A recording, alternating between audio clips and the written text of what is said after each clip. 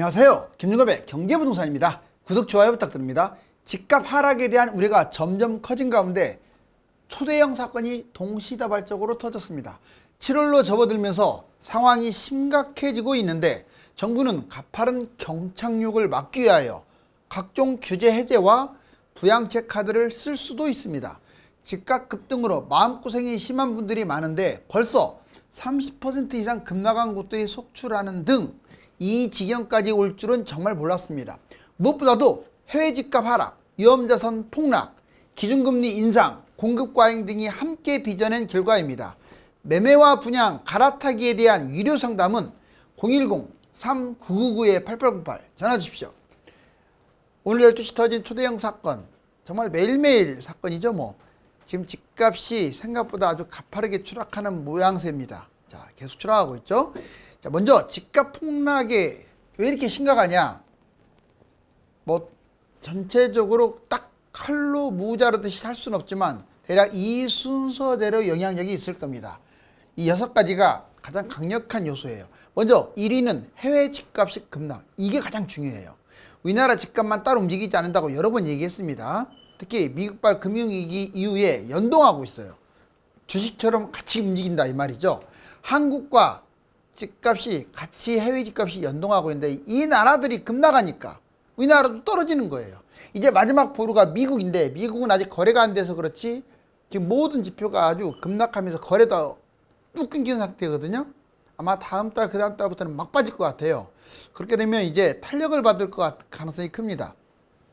두 번째는 선행지수라고 할 수 있는 위험자산, 즉 주식이나 가상화폐 등등 이런 것들이 급락하는 것도 원인이에요. 물론 반대로 말하자면 달러 가치가 올라가는 것도 집값 하락을 부채질합니다. 그 다음에 세 번째는 기준금리 인상, 대출금리에 대한 어떤 부담, 이것 때문에 매수 심리가 얼어붙었죠. 그리고 네 번째도 상당히 중요한데 공급이 지금 과잉입니다. 당장 분양하는 게 없다고 하더라도 3기 신도시 및 택지지구, 기타 분양 계획된 것들이 무려 250만 가구 플러스 알파예요. 그거 하게 되면 제가 보기에는 난리 날 것 같은데요. 나중에 5위 경제 침체입니다. 자, 경기가 급격하게 하강, 물가는 오르고 경기는 뛰지 않고, 자 이제 마지막으로 집값 지표, 그러니까 우리가 알고 있는 매 주간, 매 월간 지표, 거래량, 매매 지표, 심리, 시세, 실거래가 이런 것들이 다 추락하고 있어요. 이번에는 부동산 폭락. 왜 그러면 이게 부동산 폭락이 이루어지느냐?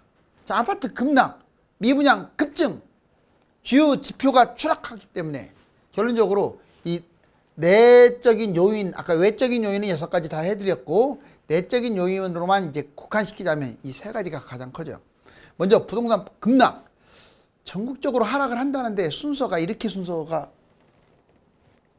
빠지고 있어요. 자, 세종이 가장 지금 누적으로 봤을 때 세종이 많이 빠졌고, 그 다음에 대구, 대전, 인천, 경기, 수도권의 인천, 경기도 지금 심각합니다.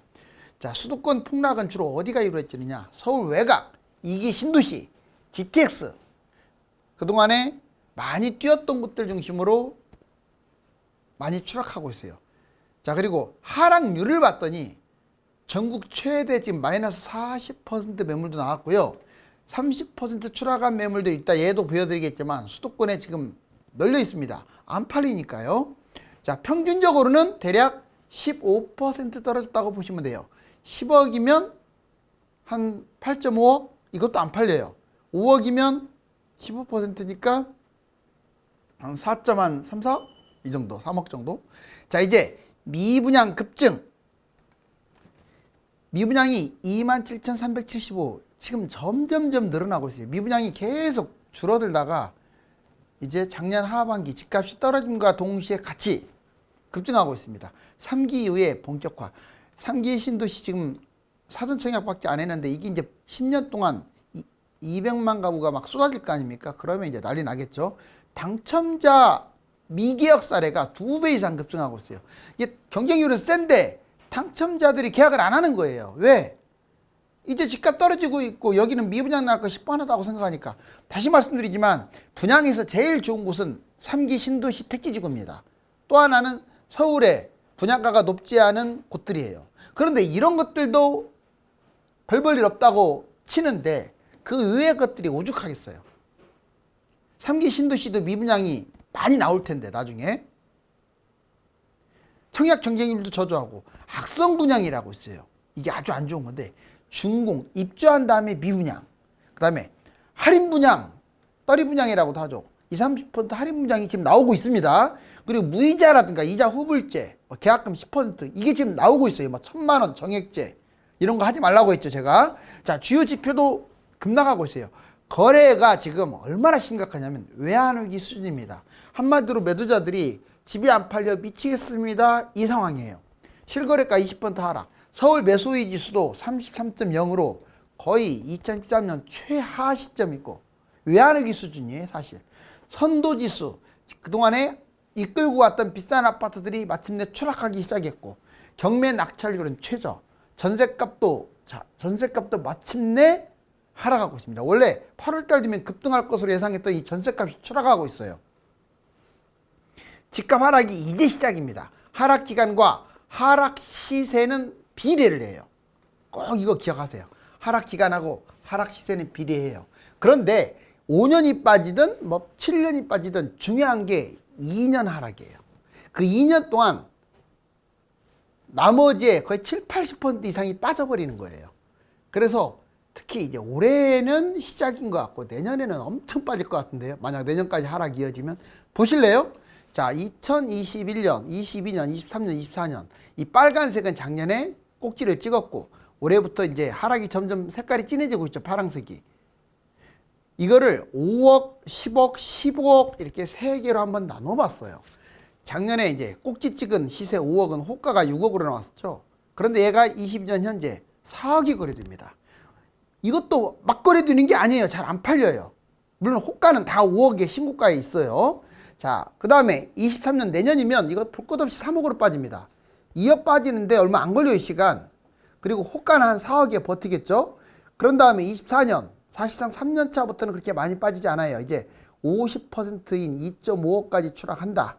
호가는 3억에 걸치고. 자, 이 룰을 꼭 기억하세요. 그럼 내가 이때 팔아야 할까요? 만약 이 흐름이 확실하다면, 이 하락 흐름이 확실하다면 던져야 돼요. 이때 반토막까지 간다고 생각을 하고. 자, 하지만 이게 아직 100%라고 장담은 못합니다. 그래도 70% 이상 지금 상당히 비중이 높은 것 같은데요. 10억짜리가 12억 호가에 나왔는데 지금 현재 8억까지 매물이 나와 있고 이렇게 거래되고 있어요. 이것도 매수자가 없어요.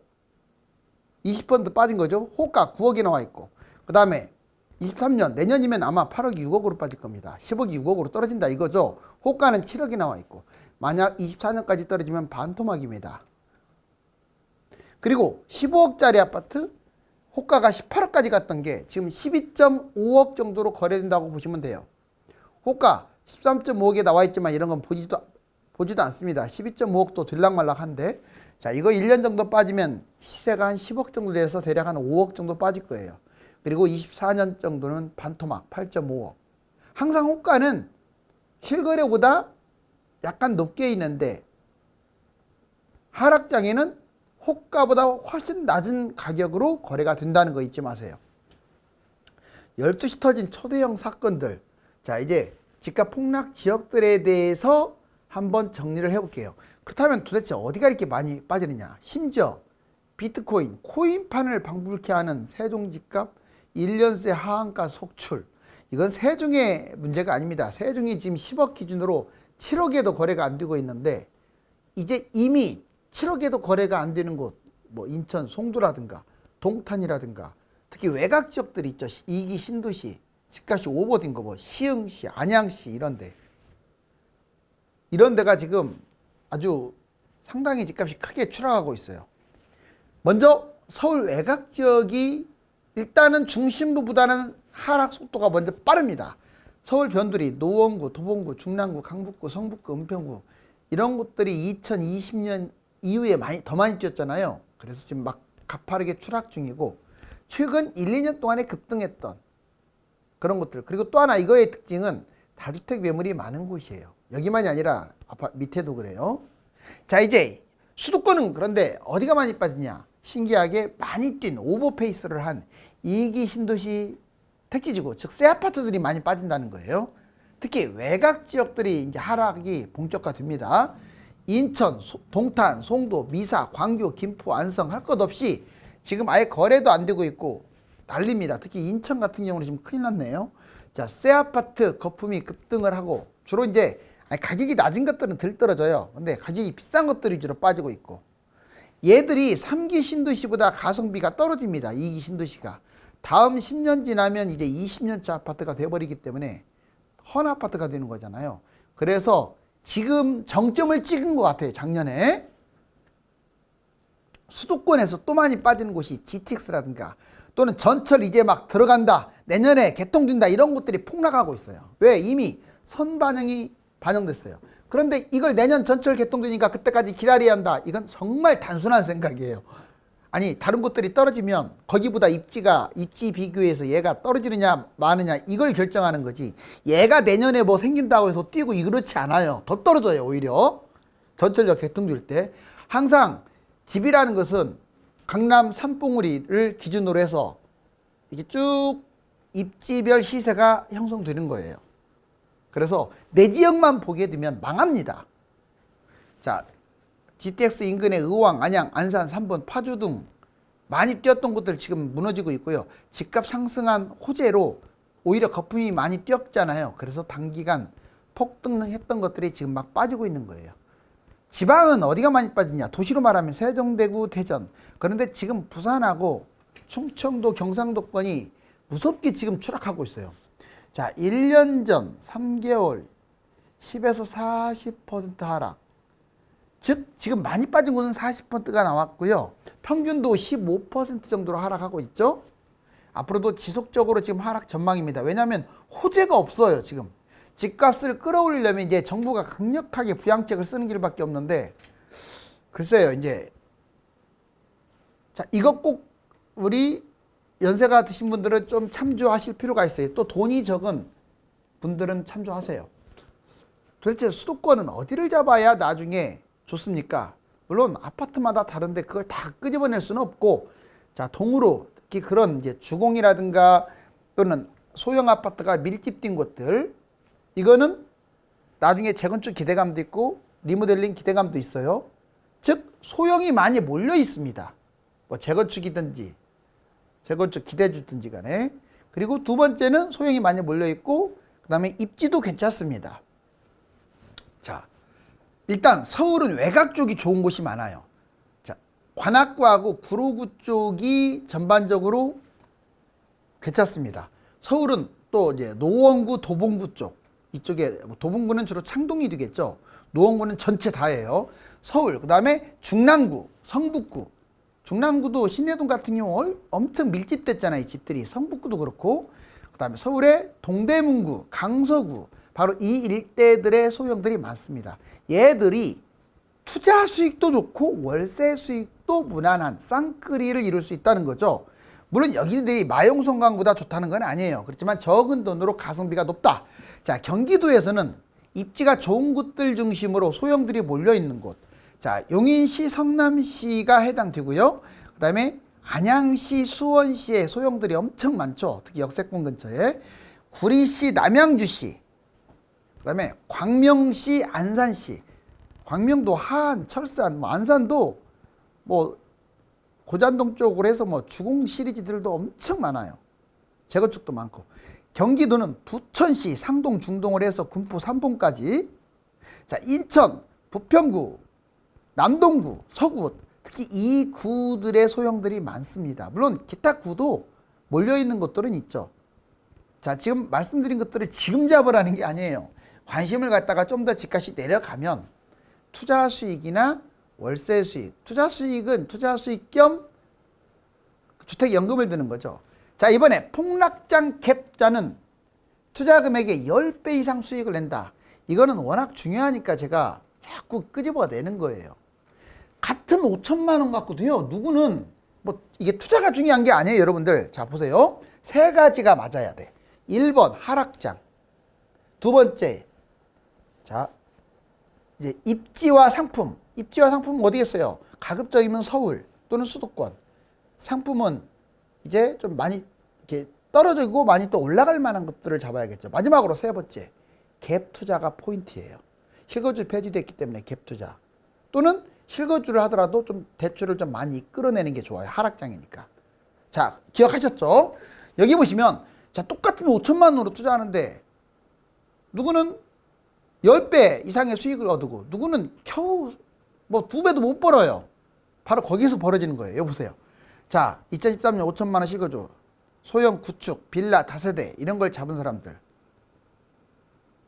그러면 이제 매매가 5천만 원이고 투자금이 5천만 원이야. 이 5천만 원으로 그냥 실거주 한 거예요. 왜? 이거밖에 못 잡으니까 이걸 잡은 거지. 자, 그런데 3천만 원 올라서 8천만 원이 됐네요. 물론 1억 뛸 수도 있어요, 이게. 자, 끽 해봤자 투자금액의 배 정도밖에 안 돼요. 자, 그런데 같은 5천만 원으로 갭 투자를 했는데 과감하게 이 아파트를 잡은 거야. 예를 들자면 가양 6단지 22평 뭐 이것만 그러겠어요? 가양 뭐 3단지, 5단지, 상계동 쪽도 마찬가지고 웬만한 서울 수도권 다 해당되죠. 5천만 원 갭 투자했더니 매매가 2.3억, 전세가 1.8억이니까 5천만 원만 있으면 이거 잡잖아요. 자, 지금 얼마 가는 줄 아세요? 이 5천만 원 갖고 자, 2억 3천만 원짜리 잡았는데 10억이 가요. 10억. 그래서 7억 7천만 원을 벌었어요. 누구는 3천만 원 벌었는데 누구는 7억 7천. 얘는 갭 투자했으니까 실거주 안 했으니까 세금 내는 거 아니냐. 무슨 소리예요. 집값 하락할 때는 조정지역이 없어지니까 세금 없습니다. 1원도 없어요. 그 다음에 자, 2.3억으로 실거주한 사람도 있어요. 물론 이분은 가양 3단지 그대로 갭 투자를 한 게 아니라 실거주를 했죠. 그대로. 똑같아요. 수익률. 왜? 같은 아파트니까. 그런데 이걸 지적하고 싶은 거죠. 자, 내가 2.3억 실거주할 수 있다면 왜 이렇게 실거주를 합니까? 자, 폭락장에는 이렇게 하세요. 이건 내가 투기를 유발하는 게 아니에요. 돈에 한이 맺힌 제 방송 보신 분들이 아마 그런 분들이 많을 거예요. 그런 분들 부자들한테만 돈을 뺏길 겁니까? 여러분들도 재미를 봐야지. 자, 2.3억 갖고 왜 실거주를 해갖고 7억 7천만 원밖에 못 벌어요. 자, 이걸로 갭 투자를 하세요. 예를 들자면 이때 올림픽 선수촌도 33평이 6억대밖에 안 가가지고 2.3억이 갭 투자했단 말이에요. 이거 안 하고 이거 했다면 여기 보세요. 자, 6.3억 올림픽 선수촌 전세가 4억에 내 돈 2.3억. 나머지는 월세 살면 되죠, 본인이. 이것도 실거주 폐지잖아요. 투자금 2.3억. 매매가가 지금 얼마인 줄 아세요? 자, 6.3억이었던 게 23.3억이에요. 무려 21억이나 뛰었어요. 와, 정말 자기 돈에 비해서 21억이나 뛰었다고 해요. 자기 돈에 비해서. 7.7억 벌 걸 갭 투자해서 21억을 번 거예요. 생각의 차이. 그러니까 여러분들이 내가 돈만 많다고 해서 비빌 언덕만 꼭 있다고 해서 돈을 버는 게 아니라 이 머리 생각을 해야겠구나. 이 머리가 뛰어야겠구나. 이걸 알 수가 있어요. 그래서 빌라나 잡고 맨날 재개발 뭐 기대 이런 거 잡는 사람들은 평생 고생합니다. 자, 여기 집값 폭락은 공급 과잉과 해외 폭락 때문이다. 그래요, 진짜로. 여기 보시면 자, 여기 일기 신도시 때도 이렇게 집값이 폭락을 했는데 때마침 IMF까지 터져서 이렇게 추락한 거예요. 길게 떨어지다가 팍 떨어졌죠. 여기 동그라미 친데 이번에 쭉 올라갑니다. 그러다가 다시 이제 미국발 금융위기 터지고 그걸 지점으로 올랐다 떨어졌다 하면서 이렇게 쭉 내려와요. 자, 2014년 바닥장에 특히 또 2기 신도시들이 막 쏟아졌어요. 신도시만 있는 게 아니라 택지지구가 있어서 엄청나게 많아요. 한 50군데가 넘어요. 한 10년 동안 분양했죠. 그렇지만 막판에 또 올라갔죠. 이렇게 엄청나게. 자, 이제 3기 신도시가 대기하고 있습니다. 이거 동그라미 친 곳. 이렇게 떨어질 게 예측이에요. 이것은 사실입니다. 즉 1기, 2기, 3기 이 입주 물량에다가 지금 다 무슨 사단이 생긴 거야. 이렇게 사단이 해외 집값이 추락하는 그런 사단. 다른 나라하고 연동. 즉 결론적으로 공급 과잉. 신도시는 공급 과잉입니다. 해외 폭락 이 두 가지 때문에 집값이 이렇게 추락하고 올라가고 하는 거예요. 자, 2013년 대폭락 실제 아파트. 여기 보세요. 지금 15억 2천까지 압구정 현대 진짜 많이 빠졌었죠. 얼마에서 빠진 줄 아세요? 거의 27억에서 15억으로. 반토막 가까이. 그 다음에 개포주공도요. 7억 8천까지 빠진 적이 있어요. 이게 35평이 얼마에서? 자, 약 한 13억 거의 더블 떨어졌네요. 반토막. 자, 이제 서현 시범 한양 59평 6억 7천이라고 하는데 대충 봐도 한 14억 되죠? 거의 60% 폭락. 자, 문춘마을 신안 여기 보시면 4억 8천. 대충 봐도 한 11억 정도에서 4억 8천 떨어졌네요. 자, 60% 폭락. 실제로 사례만 봐도 쟤들만 아니라 그 일대 다 봐보세요. 다 그만큼 떨어졌죠. 인플레이션 지속 지금 역대 최고치로. 이거 인플레이션 기대 인플레이션이 4.7이면 이번에 6%를 넘어갈 가능성이 커요. 실제 인플레이션. 소비 심리 지수는 지금 계속 추락하고 있어요. 여기 보세요. 지금 수도권에 33%, 30% 이렇게 추락한 거 25%부터 33% 현재 떨어진 것들 쫙 나오고 있잖아요. 여기만 그러겠습니까? 거래가 되니까 많이 떨어진 것처럼 보이지. 딴 데는 거래가 안 되니까 안 떨어진 것으로 착각하는 거죠. 잇따른 경기 침체 긴급. 제이미 다이먼도 지금 양적 긴축 시작. 이거 빨리 경제 허리케인에 대비해라. 제알리 셰프 연준의 경기 연착륙 시나리오 달성 어려울 것이다. 이제 경착륙이 될 거다. 자, 누리엘 루비니 경기 연착륙 가능성도 낮고 2년 안에 경기 침체 가능성 계속 침체가 될 것이다. 비키 레드우드 예상보다 물가가 더 완고해가지고 금리가 더 올라야 한다면 어쩔 수 없이 금리를 올릴 수밖에 없는데 경기는 계속 침체다. 경기 침체가 된다는 것은 집값 폭락을 의미하는 거예요. 여기 보면 원달러 환율이 올라갈수록 집값이 추락한다는 결과. 이게 지금 주황색이 원달러 환율인데 올라갈수록 집값 떨어졌죠. 자, 여기 보시면 30대 10년차 부부 인구 증감률 보시면 10년차 인구 증감률이 자 20년에 쭉 이렇게 늘어나니까 집값 폭등했다가 이제 현재는 이렇게 이제 내려가고 있는 상황인데 집값이 폭락할 가능성이 높다는 걸 보여주는 거죠. 이게 깡통 전세입니다. 이 깡통성의 아파트들이 있네요. 자, 집값이 오르면 수년간 쭉 오르기만 하지만 떨어질 때도 쉬지 않고 계속 떨어집니다. 특히 지금은 정부 정책으로 흐름을 꺾을 상황이 아니라 세계적인 이슈, 즉 금리 인상과 해외 집값 거품하락이 근본 원인입니다. 감사합니다.